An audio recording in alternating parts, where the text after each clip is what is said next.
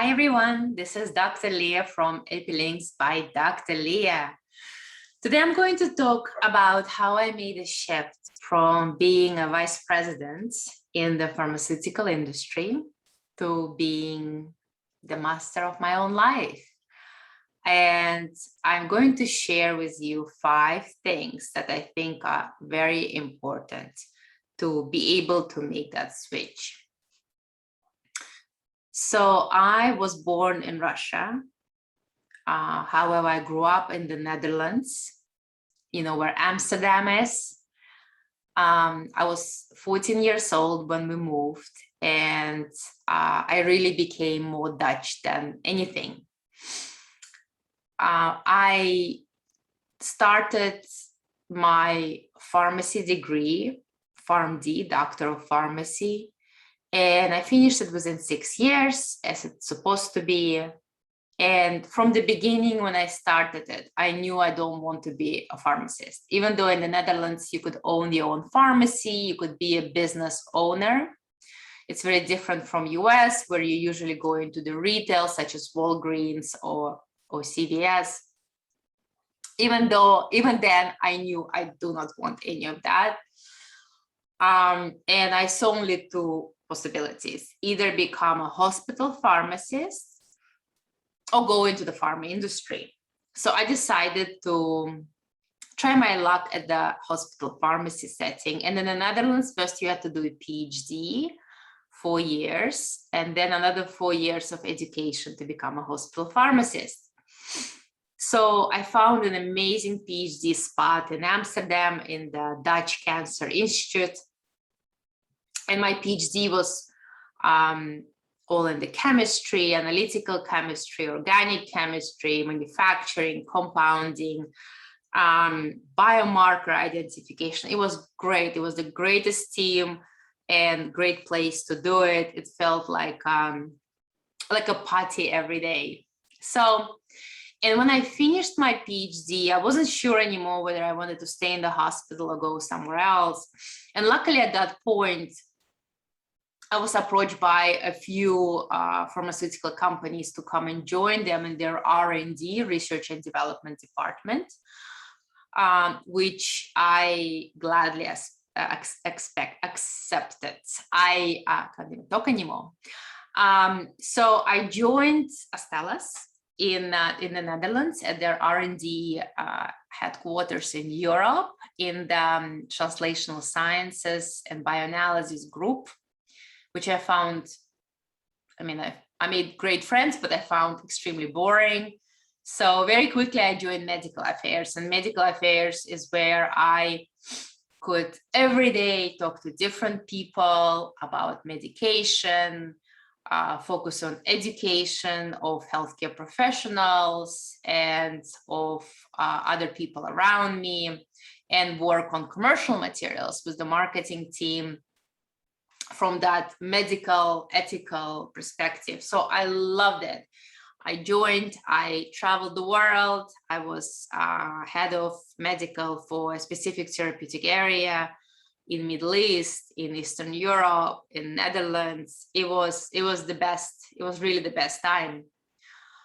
So I knew at that point, I want to be in the pharmaceutical industry and I want to grow.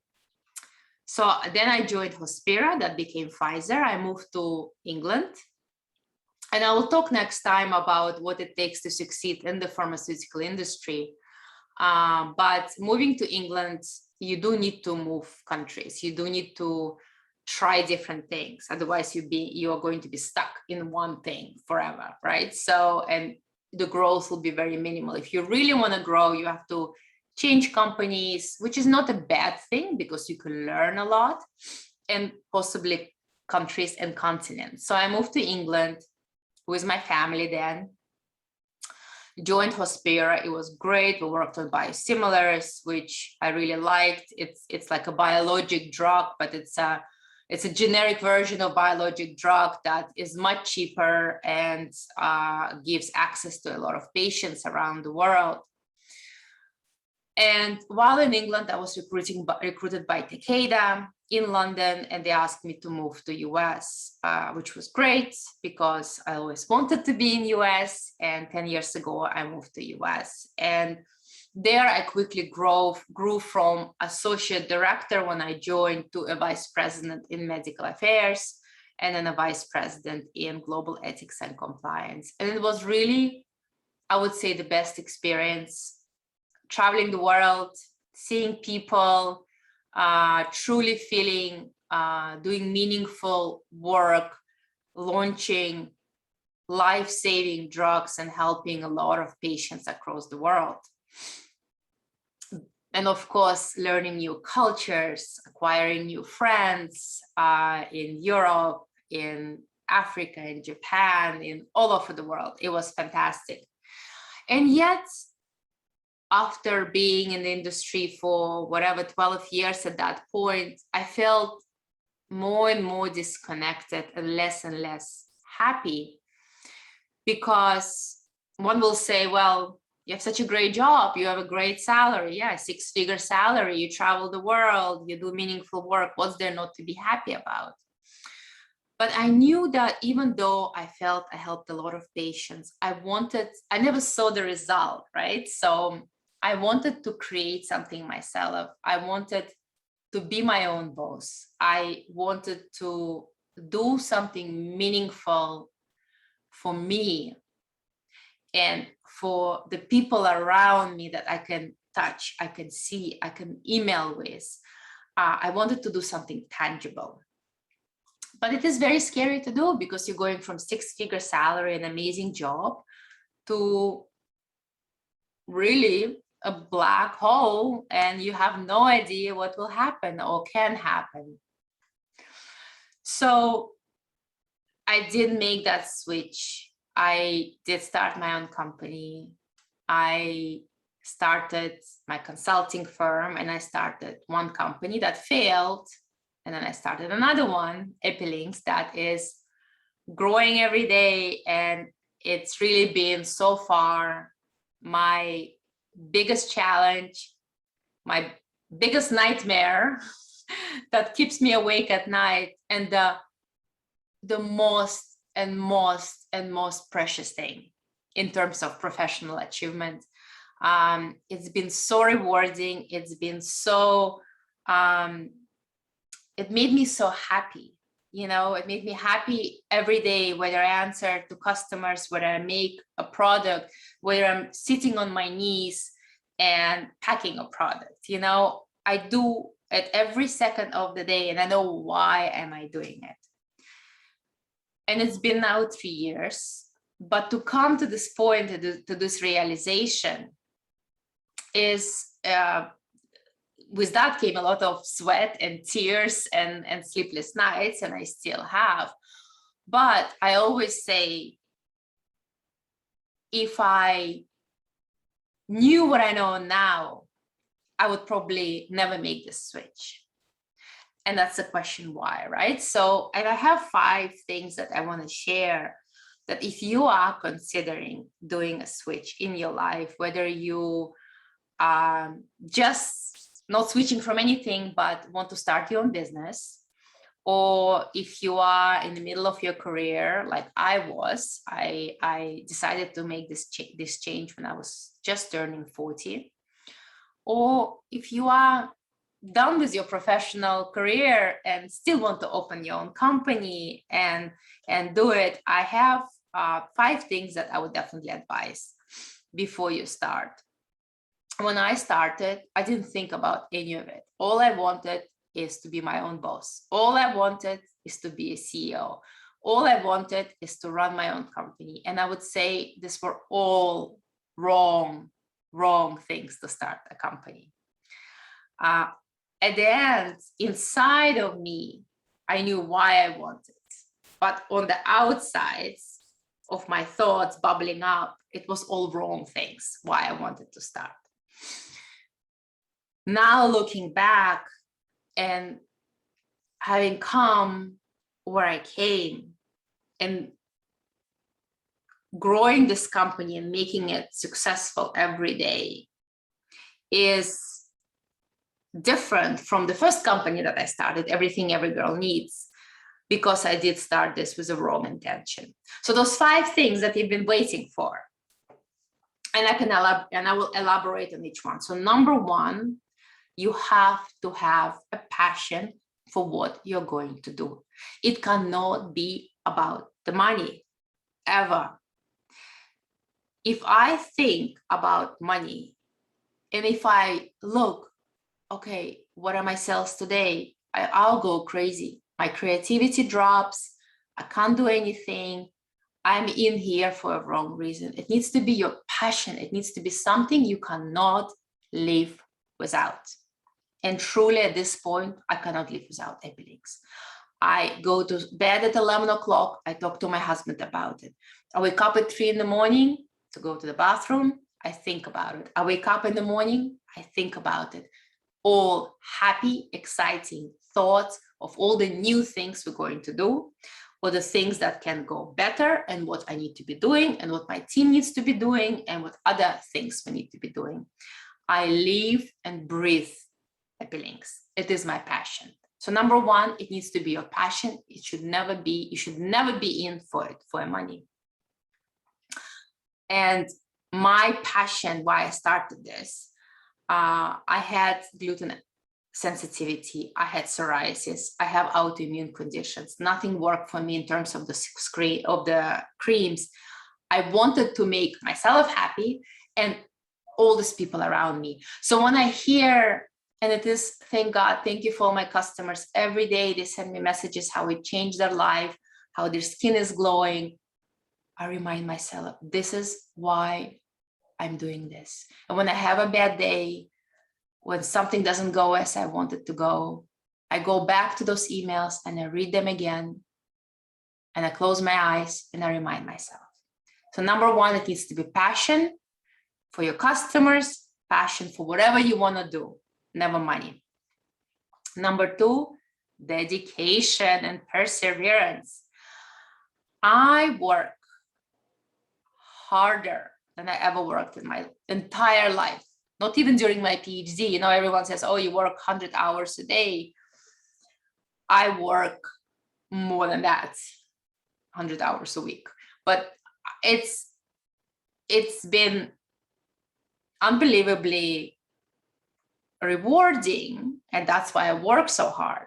But even when it's not, when things do not go my way, I have days that things do not go my way, I still just go and do it and go and do it. You have to do it, and you have to do fun stuff like recording this video, or you have to do not so fun stuff for me, like going into QuickBooks and organizing all our taxes, right? But everything you do, you have to remind myself, I'm doing this for this higher purpose because I want to help customers and people like me to feel beautiful and amazing in their skin, right? So I start my day at 6 in the morning. I end my day at 11. I work Saturday and Sunday. I still spend time with my kids, of course, and my husband. That time is not anymore 5 hours straight. It's probably 2, but that 2 hours, I'm fully theirs. I'm dedicated to them. And when I'm back, I work. And you can only do it, I feel, when you have true passion for what you do. So it all comes back to that passion. Number 3, have the know-how. And what I mean by this, I love shoes. I'm addicted to shoes. I have 200 pairs of shoes. So my first idea was, I told my husband, I'm going to start a shoe company. And he asked me, what do you know about shoes? I said, I know everything about shoes. He said, like what? Colors and sizes and whether they're comfortable or not. He said, yeah, maybe you can be a good buyer, but you cannot make a shoe. And he was right. So yes, I might have, if you have an idea and you've been always doing, I don't know, you were always a doctor, you were always healing people, and suddenly you want to become a plumber, which is possible, but first you need to go and learn how to do it, right? You need to know how. And if you are especially going into the competitive field, such as cosmetics and skincare or shoes, you really need to know your shit. You really need to know it. So I started this because I didn't want it to outsource to someone or hire a chemist. I'm a chemist, I'm a pharmacist, I'm an analytical chemist. I know how to compound medicine, so I knew how to compound creams and serums and all these products. So I said, I'm going to do what I know how to do and combine with my passion. So know-how is important. Number 4, and that's a bit tricky, have the funds to do it, right? Many people, many young people come to me and have amazing idea and they say, I have this product I developed, it's amazing. And I say, you have money to bring it forward? No. You know why so many companies collapse? Everyone has a great idea, really, literally everyone in this world. And only few can make something out of it. And then it stops. Why? Because we don't have funds to bring it further. So you either need to go and raise capital from friends and family or venture capitalists or angel investors, or you can save money. But don't start something unless it is a consulting firm and the money will come immediately. But if it is a product company, you need to have some money saved or you need to raise some money. And even if it's consulting, what if you don't get a client for next 5-6 months? You need to have funds to survive and live as you were living before, especially when you have a family. What I've done, I knew a long time ago, I want to start my company. I started saving for many years. I saved quite a lot to start. And I thought this will be okay for next 3-4 years. It wasn't. It was done in 1 year.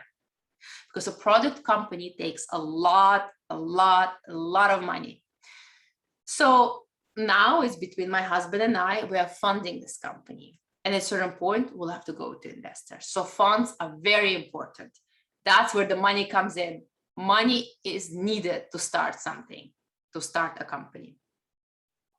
And the last 5th point, which you think, oh, is the last, but I think it's one of the most important points. You need to have a mental support around you. You will have such bad days. When you say or proclaim to the world that you want to start a company, that you're going to leave your beautiful job, everyone, really 99% of your friends will say you're crazy, you will never succeed, it will never work, and so is your family. You need to have those 3, 4, even 2 people who believe in you so much and will encourage you every day when you're down, because you'll be down a lot, and remind you why you started this, even if you can't. People go into depression when they start their companies because they are alone. It's a very lonely job to start something. There's no one around you. You need to have mental support of your loved ones or people you can trust, or your mentor that will support you and believe in you and remind you why you started this, especially when you have a bad day. So these are the 5 things. And I've been lucky enough to have them. And when I look back, when I started my first company, I didn't have most of them. And it failed. And I know why it failed. And I learned a lot from that. So again, those 5 things are passion, dedication, know-how, appropriate funds, and mental support. Thank you so much for listening. If you like our videos, please subscribe and please visit us at epilinks.com to learn more. And I'm looking forward to seeing you soon again. Thank you. Bye.